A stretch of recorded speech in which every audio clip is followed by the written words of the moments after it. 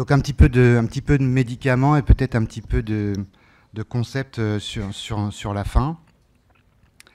Donc on a déjà vu très longuement au cours de ce séminaire que le ventricule droit est différent du ventricule gauche en termes d'embryologie, de structure et de façon de fonctionner en termes de systole mais aussi de diastole.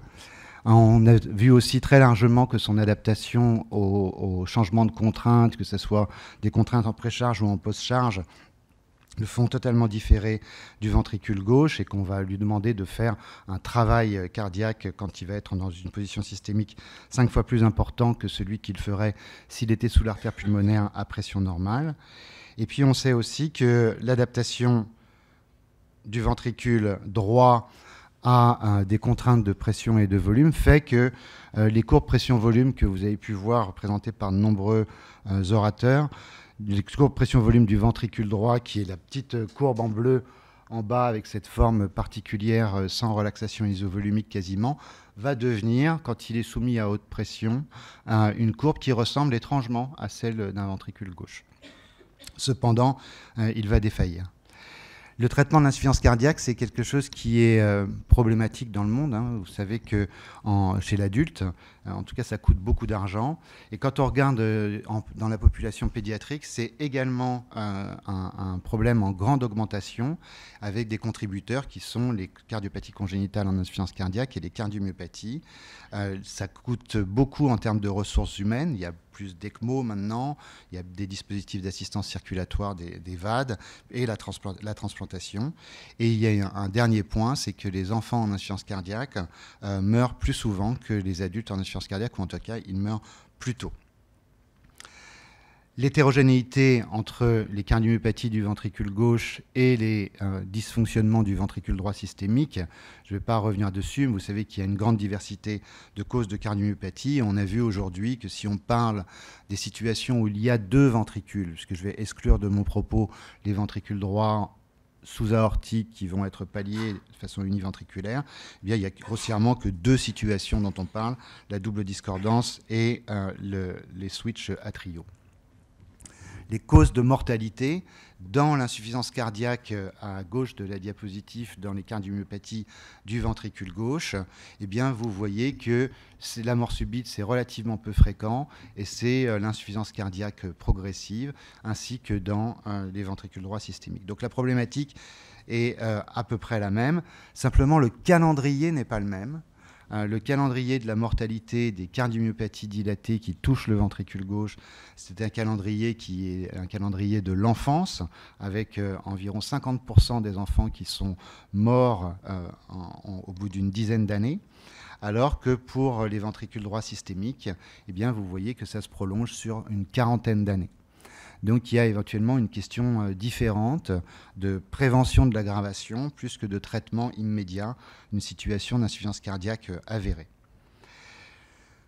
Quand on regarde les différentes causes d'insuffisance cardiaque dans les cardiopathies congénitales de l'adulte, on peut les diviser en un certain nombre de sous-groupes. Je vous ai dit que je ne parlerai pas des cardiopathies univentriculaires aujourd'hui, mais donc si on regarde la défaillance du ventricule gauche et celle du ventricule gauche sous-aortique et d'un ventricule de morphologie droite situé sous l'aorte, on voit que le problème pour le ventricule gauche situé sous l'aorte ne se pose pas vraiment. Encore, je ne suis pas sûr qu'on se soit véritablement posé la question de savoir si c'était la même chose que la défaillance des cardiomyopathies ischémiques ou des cardiomyopathies d'origine génétique, d'avoir un ventricule droit qui défaille après, par exemple, plusieurs interventions sur la valve aortique et une intervention de Ross.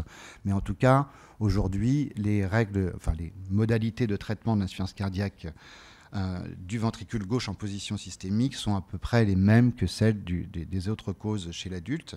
Pour le ventricule droit, c'est beaucoup plus problématique et je vais peut-être vous décevoir en vous montrant un certain nombre d'essais avec les médicaments classiques de l'insuffisance cardiaque qui, aujourd'hui, n'apportent pas de réponse claire sur ce qu'il faut faire, soit que l'insuffisance cardiaque soit avérée, soit de façon prophylactique.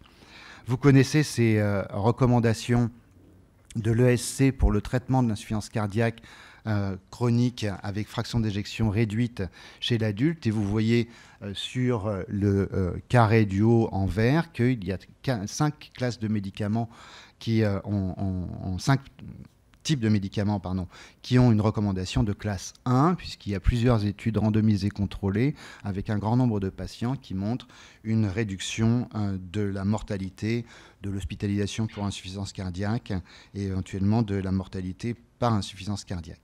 Et puis ensuite, on passe aux autres niveaux de recommandation. Les recommandations en pédiatrie sont beaucoup plus lâches, puisqu'elles ne sont quasiment pas fondées sur des essais randomisés contrôlés, mais en gros, elles vont utiliser les mêmes classes médicamenteuses pour agir sur les mêmes voies physiologiques d'activation du système rénine-angiotensine, du système nerveux sympathique et du blocage, encore une fois, de l'action de l'aldostérone. Si on regarde maintenant les essais thérapeutiques qui ont été faits dans l'insuffisance cardiaque avec un ventricule droit en position systémique, le premier type de médicaments, ce sont les diurétiques. Et pour les diurétiques de Lens, il n'y a pas d'évidence que ces traitements soient efficaces, bien évidemment, sauf à traiter la congestion de façon aiguë. En tout cas, sur le long cours, ils ne sont pas efficaces et en particulier, ils doivent être utilisés avec une grande parcimonie du fait que le ventricule droit, comme on le disait aussi dans l'hypertension pulmonaire, où cette fois-ci il était situé sous l'interpulmonaire, est très sensible aux variations de précharge. Pour les antagonistes de l'aldostérone, il y a eu une étude qui est négative, une étude randomisée contrôlée qui ne montre pas de bénéfices clairs, mais c'est toujours en top des autres traitements. Pour les inhibiteurs de l'enzyme de conversion et les ARTAN, donc, qui agissent, on va dire, sur la même voie neurohumorale d'activation qui est activée dans l'insuffisance cardiaque chronique, là aussi, les essais ont été décevants et il y a eu des analyses post-hoc qui ont montré que chez les patients asymptomatiques, sur la droite de la diapositive, il n'y avait pas de bénéfice à utiliser le valsartan dans cette étude-là. Et quand on prenait les patients qui étaient symptomatiques, en classe fonctionnelle de NYHA plus élevée, on arrivait à montrer, quand on les observait à 3 ans, une différence significative avec effectivement une réduction du risque pour le endpoint qui était considéré, qui était d'environ 60%. Donc pourquoi pas chez les patients symptomatiques.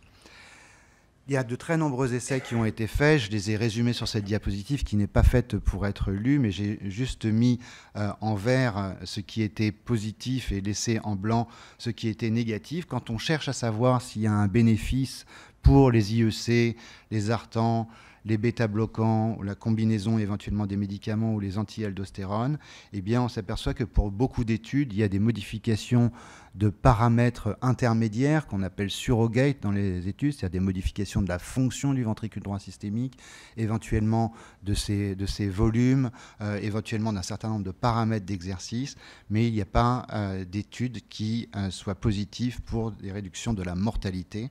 Et vous savez que c'est sur ce type d'études que sont fondées les recommandations de classe 1 pour l'insuffisance cardiaque gauche chez l'adulte.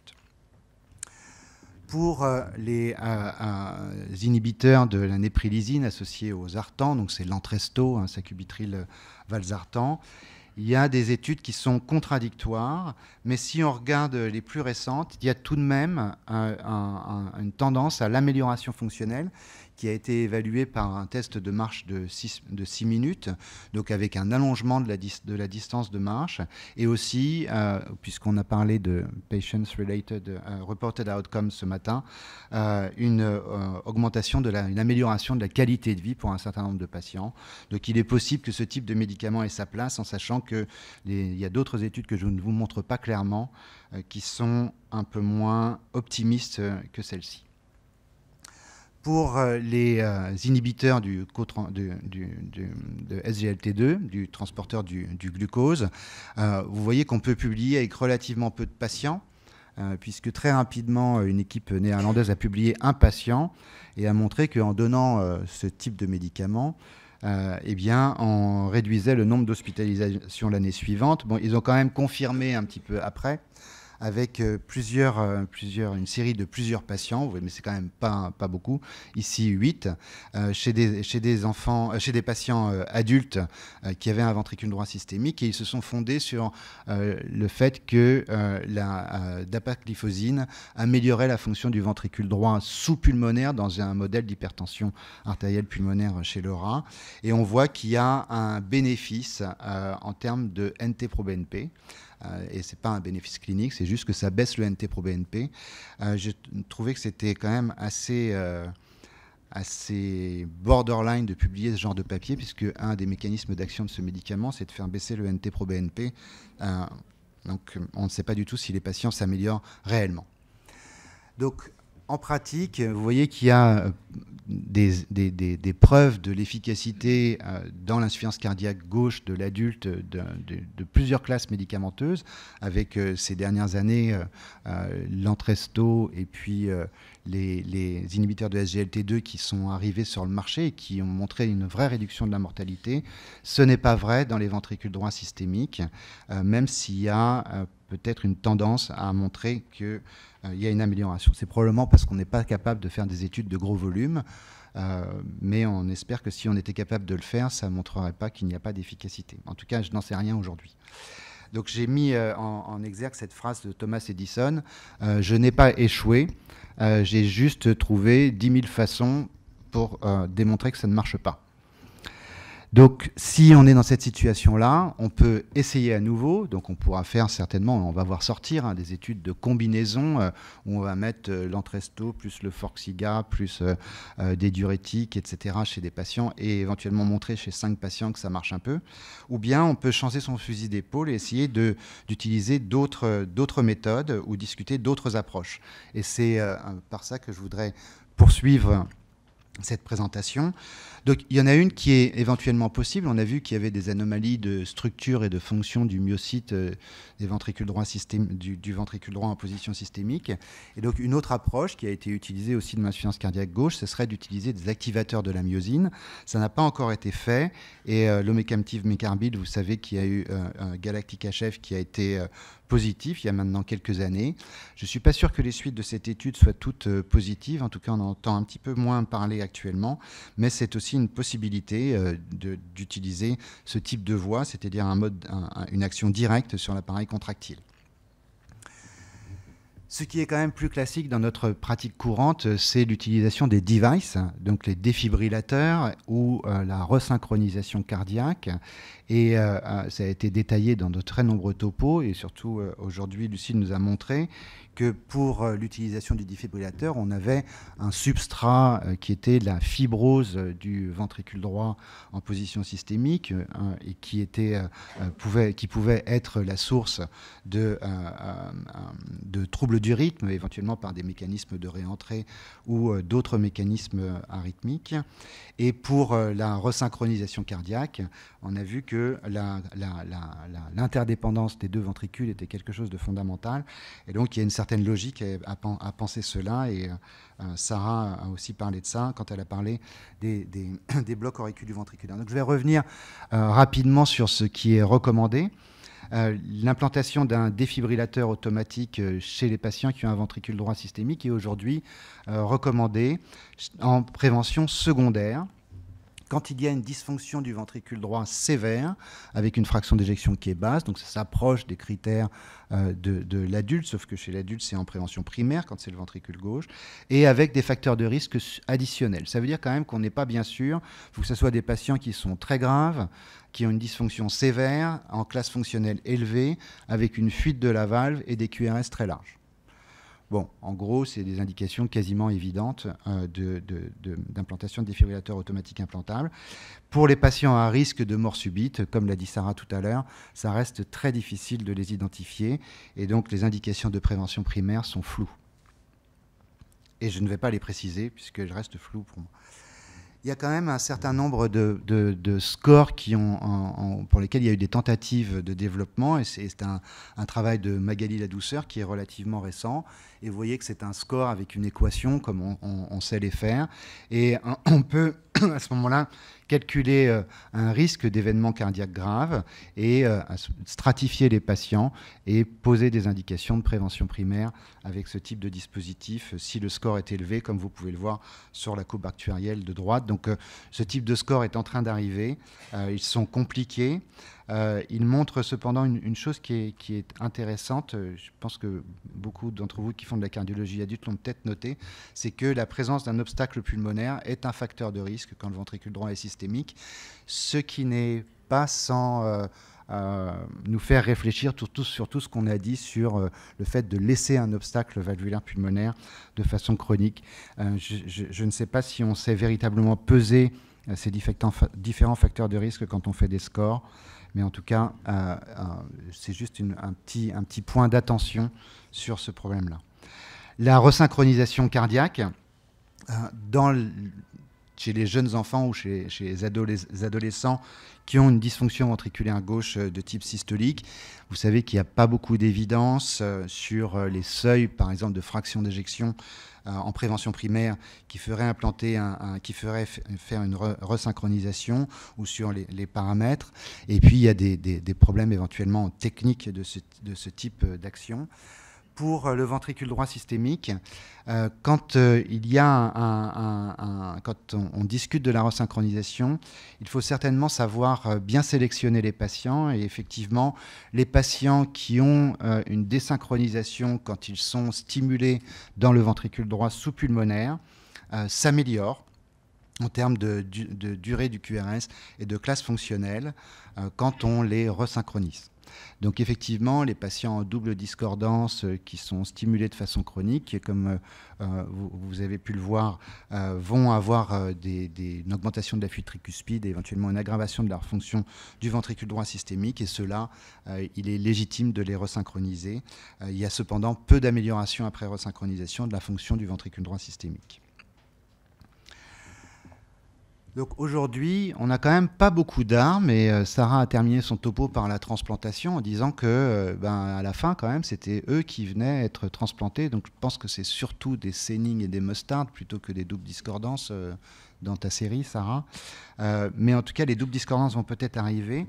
Et donc toute la discussion aujourd'hui, c'est, puisqu'on sait depuis la période fœtale ou néonatale, pour ceux qui ont eu ce type de diagnostic très précocement, que le ventricule droit est en position systémique, la stratégie, c'est plutôt une stratégie préventive, plutôt que la stratégie du constat que le ventricule droit systémique est défaillant et qu'on court derrière avec des moyens qui sont aujourd'hui relativement peu efficaces.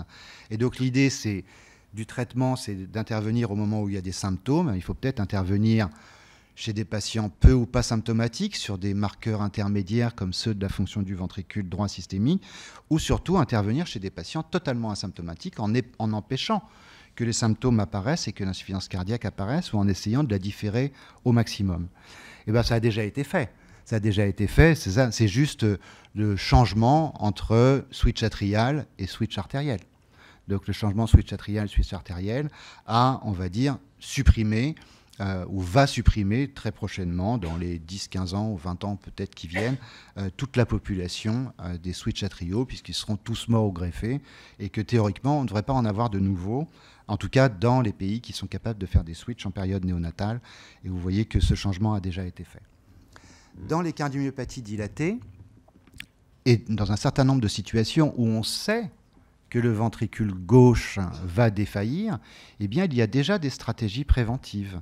Vous voyez, et je vous ai mis sur le graphique en haut à gauche, la pénétrance progressive des mutations MYH7 qui vont donner des cardiomyopathies, qui peuvent donner des cardiomyopathies de différents types. Et vous voyez qu'on voit bien que pendant l'enfance, il y a relativement peu de phénotypes. Puis au fur et à mesure qu'on avance en âge, et vous savez très bien ça pour les cardiomyopathies, on va avoir une population qui va être de plus en plus phénotypiquement atteinte et éventuellement cliniquement atteinte.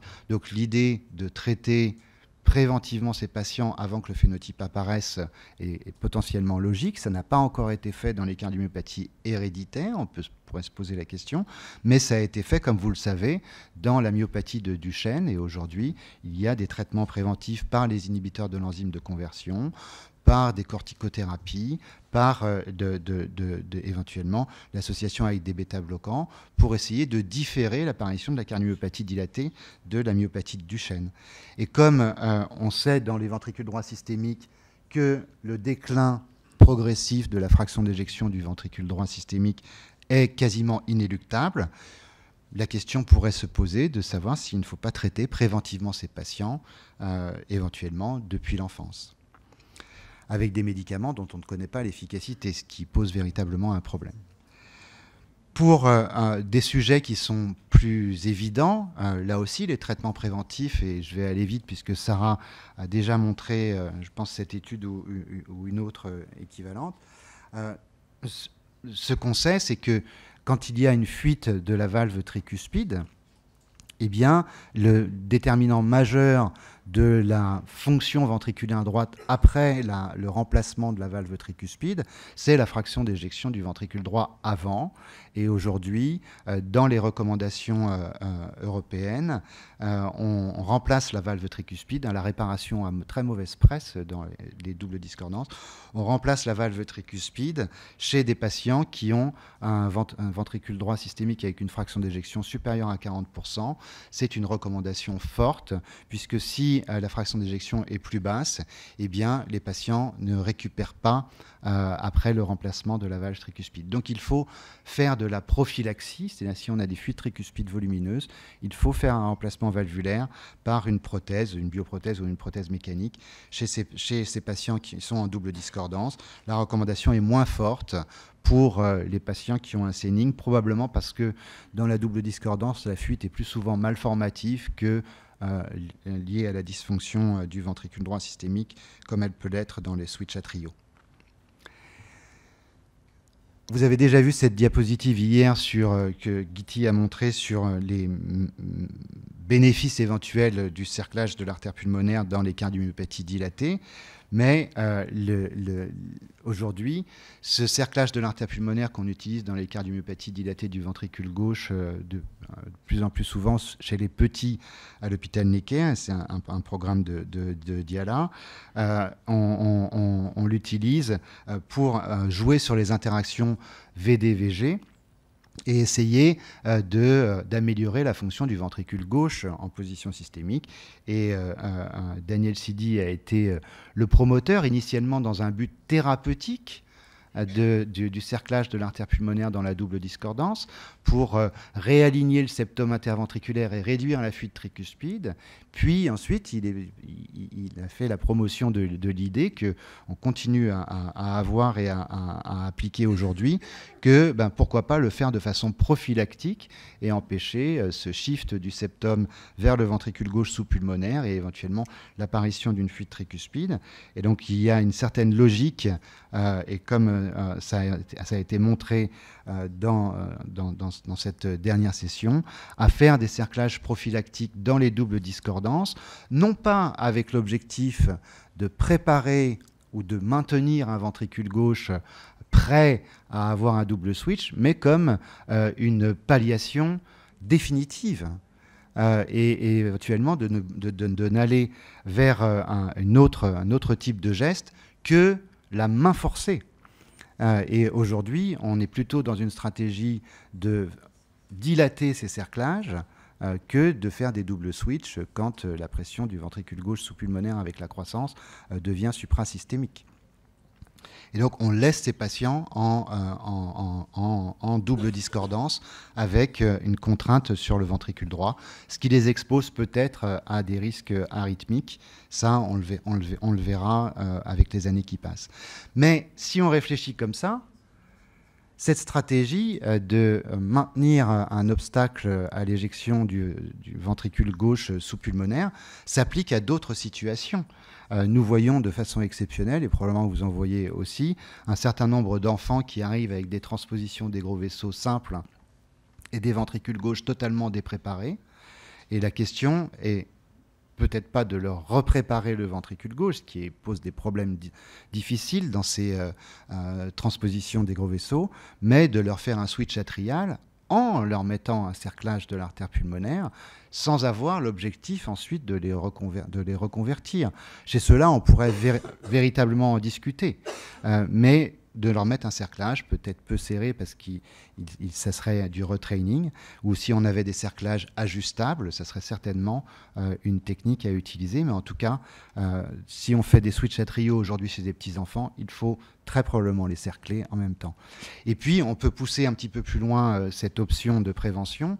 La réparation conventionnelle de la double discordance quand il y a des lésions associées à une certaine mauvaise presse, on va dire, c'est quand même beaucoup plus élégant de faire un double switch avec un Bex Nikaido et une intervention de Senning. Mais peut-être que certaines réparations conventionnelles sont préférables en laissant par exemple la CIV ouverte et en mettant un tube restrictif entre le ventricule gauche et l'artère pulmonaire et à maintenir une situation d'équilibre pour le très long terme chez ces patients-là. Et aujourd'hui, je pense que ce type d'alternative doit être fortement discuté plutôt que des stratégies ambitieuses dont on a vu que le long terme était éventuellement relativement mauvais pour une proportion élevée de patients. Donc en gros, aujourd'hui, on est dans une époque, surtout pour le ventricule droit systémique, où certes, on a tous les médicaments à notre disposition de l'insuffisance cardiaque à fraction d'éjection réduite chez l'adulte, et puis autour, éventuellement, un certain nombre de nouveaux médicaments qui vont arriver. Je n'ai pas évoqué tous les produits, mais dans le ventricule droit systémique, le niveau de preuve pour utiliser ces médicaments reste très faible. Il le restera peut-être du fait de la difficulté à mener des essais randomisés contrôlés dans cette population rare. Et puis, il y a de l'autre côté une approche que j'ai appelée holistique, où il ne faut pas oublier l'utilisation des dispositifs implantables, pour certains avec des idées de prévention de la mort subite.